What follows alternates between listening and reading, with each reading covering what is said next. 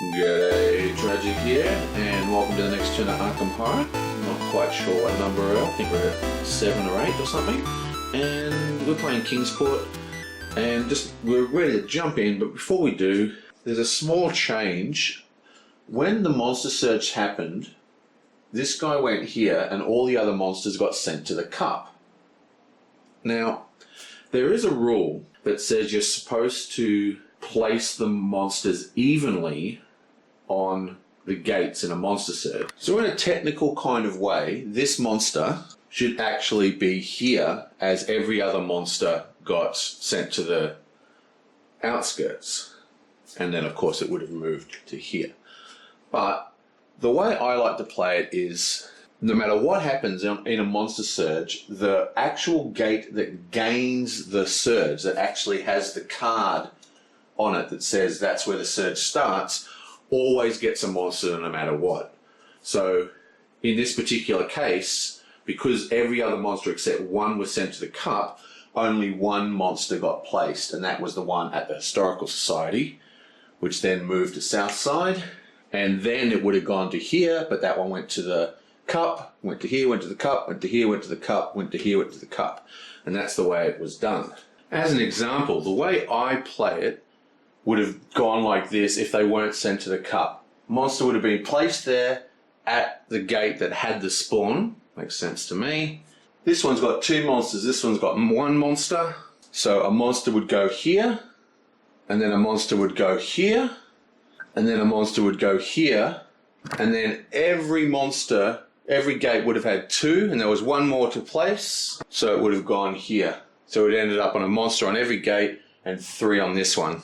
So that's the way that I do gate surges. Now this might be one of those things that's not actually a rule, but it's just the way I've been playing, and I've played it like that for years, and I'm not going to stop. So there. Right, let's get on with it. First thing I'm going to do is we're going to spend 2 clues to stop the dreaded dust card, and then we're going to drag a Hypnos card out. Yeah, boink.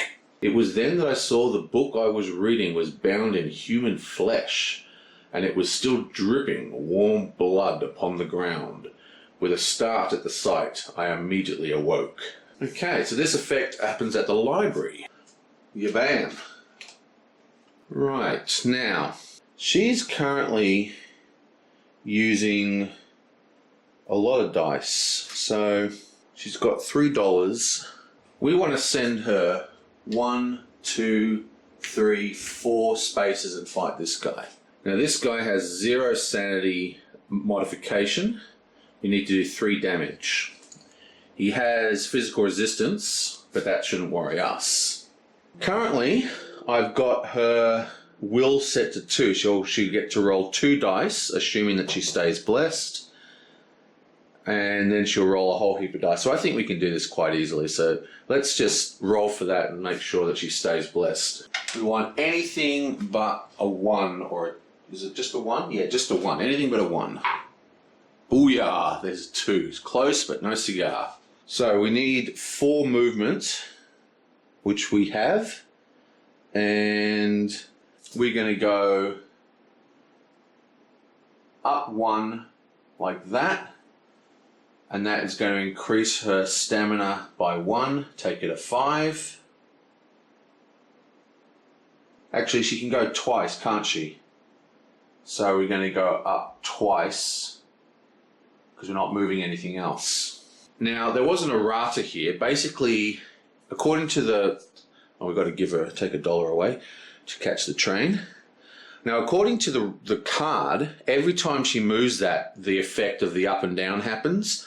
But it was errated out because people could work out, they could just wiggle it like this and just gain basically infinite stuff. So now it only occurs when you finish all your adjustment in that track. So even though we moved it twice, we only get 1 plus stamina. So she went 1, 2, pay for a ticket, 3, 4, bam, let's attack this guy. Proto-Shoggoth. The thing rolled and bubbled malignantly as it poured down the street towards us, eyes appearing and vanishing on its skin as it came. Physically resistant, and we have a 0 horror check, so sounds pretty horrific, but apparently not. Her will is 2. Right, we get 2 dice. We just need one success and we are blessed. Come on, you bam! Boom, there's a success, pass. And now, no modifications to our fight dice, and it's physical resistance, and we need 3 hits. So, for starters, we have 4 fight. We have the martial arts school for 1 hand, which gives us another 2 dice. And we've got the enchanted blade, which is a magical weapon, so the physical resistance doesn't count, which gives us another 4 dice. So that's 1, 2, 3, 4, 5, 6, 7, 8, 9, 10 with no modifier. So we need 3 successes. Should be able to do this. Booyah. 1, 2, 3, 4 successes, and the Shoggoth is destroyed. Yeah, bam! She's got quite a lot of toughness now. Next we have good old Mary. She wants to go 1, 2, 3 to the unnameable and fight this Mygal and then go through that gate. So she needs 3 speed. She's currently got 1, but she does have the speed skill. So she needs to go up 1 speed. That gives her 3. And we're just going to put her combat up to 3. Okay, let's grab this sucker. Yonk. So Mygal, these are one of my favourite monsters, for you'll see pretty soon. If you pass a combat check against the Mygal, return it to the box and draw 1 unique item. Excellent. And it's only a -1 on will. Now her will is 2, so this could be bad, but hopefully we'll get past this. It's -2 if we fail. So that's a fail. Booyah. Bang. And now we need to attack. We need to do 1 damage. She has 3 fight, and we're going to just use the blade. That gives her 6 dice. We're not going to use any of her spells. 1, 2, 3, 4, 5, 6. 6 dice, no modifier. We need 1 hit. Bam, bam, bam. 3. What a roll. Right, so he's killed and thrown into the void. And we get to draw another unique item. Come on, be good. Healing Stone, upkeep. Exhaust to gain 1 stamina or 1 sanity. Discard this card if the Ancient One awakens. Wow, now that is a card. We want to give this card to our first player so she can just start. That'll fix her problem with her will. And where's she going? The Underworld. This is our location on Kingsport board. New location, interesting. Now we have this dude. What's he got? We spent his trophy, didn't we? This guy has quite a lot of good moves available to him. There's a clue at the Silver Twilight Lodge. There's a skeleton here which he can most likely kill. There is a clue at the university in the library, and there's a clue in the science building. Well, there was. So, a good move would probably go 1, 2, 3 and kill this guy. This is a pretty easy monster to kill. It only needs 2 successes. It's a -1 to roll. It has physical resistance, but he has a magical weapon, so he'd be rolling, what? 4, 5, 6, 7 to get 2 hits. That's fairly decent. And he'd be able to use one of his monster tokens as a clue, so he's got 1 reroll. He could do that because the skeleton produces 2 toughness. So even if he trades away 1 toughness, he'll still end up with 5 if he beats it, which will mean he can bless next turn, which would be very, very handy. And the other option is, of course, just to go suck up some clues before they get swallowed by gates. I think this is actually the best move for him. So that's what we're going to do. Blessing is good. So he is at 1 speed, but he has the map of Arkham. And he's got a speed skill, so he's actually moving at 3. Going to leave everything the same, nothing changes. 1, 2, 3. The skeleton. Undead, physical resistance. Silently it emerged from the water and strode up the beach towards us. Although the bleached skeleton was picked free of flesh, still it moved with malignant purpose. Okay, as discussed, this is a -1. We have 1, 2, 3, 4 from his skill. We also have 1, 2, 3 from his weapon, which is a magical weapon. It's the enchanted blade, which means it's -1. So that's 1, 2, 3, 4, 5, 6 dice. We need 2 successes, and we have 1 reroll. We can do this. Come on. 1, 2, 3. Another 3 successes. Wow, we're rolling on fire, and that is dead. Sweet. Yeah, bam. Oh, actually, there was another mistake that I forgot to mention. I didn't put this out. This was a moon and a plus last turn, and there is a moon and a plus here. It was a white moon, so it's another one up there. Wow, that is a popular track. Bam. We need to go to this one here, is the one we'd like to go to. There's the 7th on the left. That gives us spells and clues. Meh. The Hall School, that gives us spells and a clue. That's where we got that magical, item last turn. There is also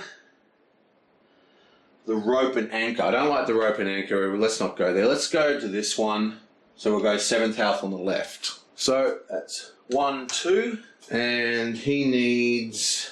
He's got 2 speed, he's got his luck up, and he's got his fight up. He doesn't need to do anything. Sweet! So our little warrior is in Northside Street, so she doesn't actually have an event.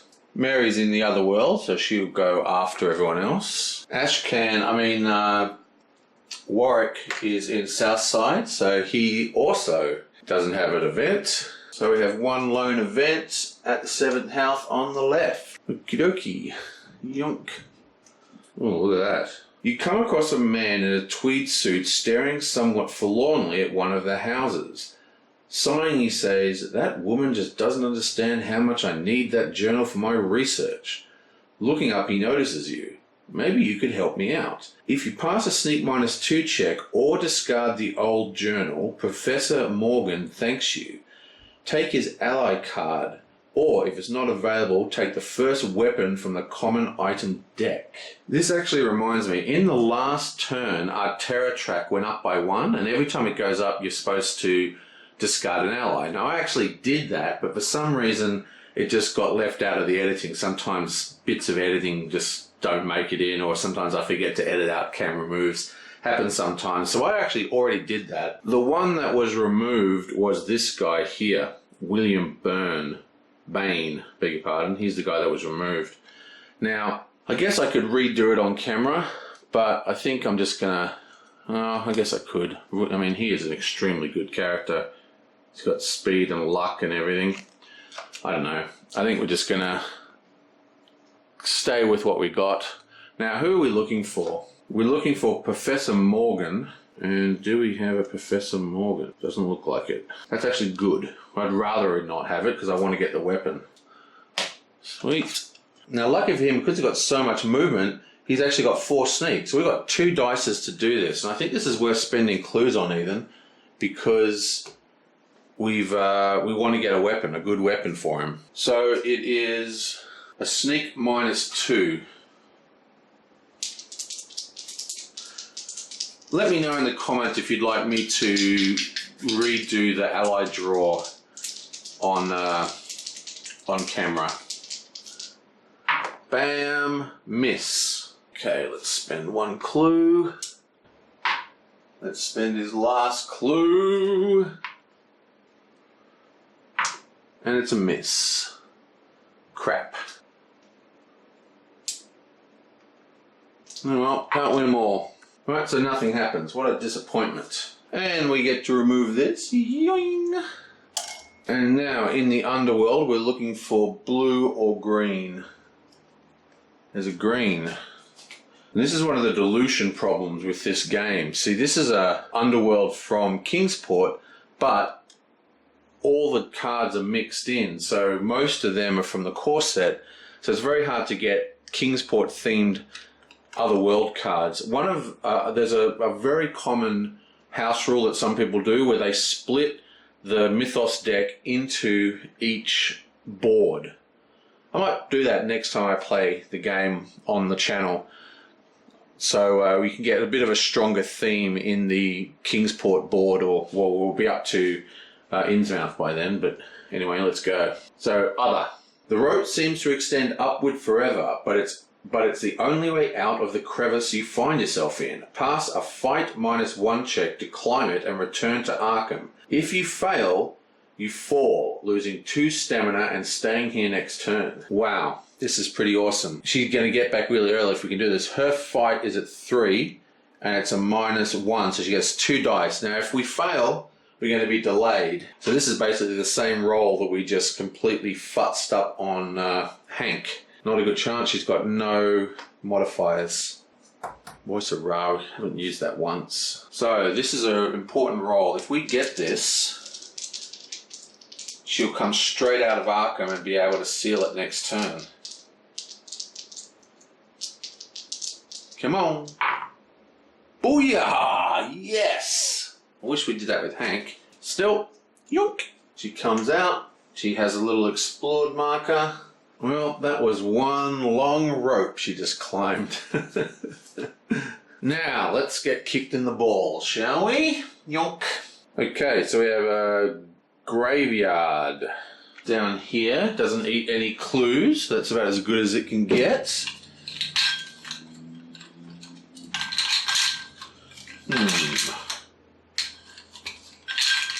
Okay, I shut. Come on, I want a really good one here. What have you got from it? Oh, Relier again. Oh. And we get a monster. 2 fell out.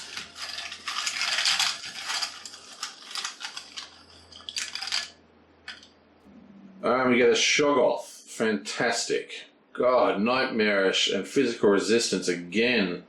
Look at these monsters. We are pulling the worst monsters ever. Bam.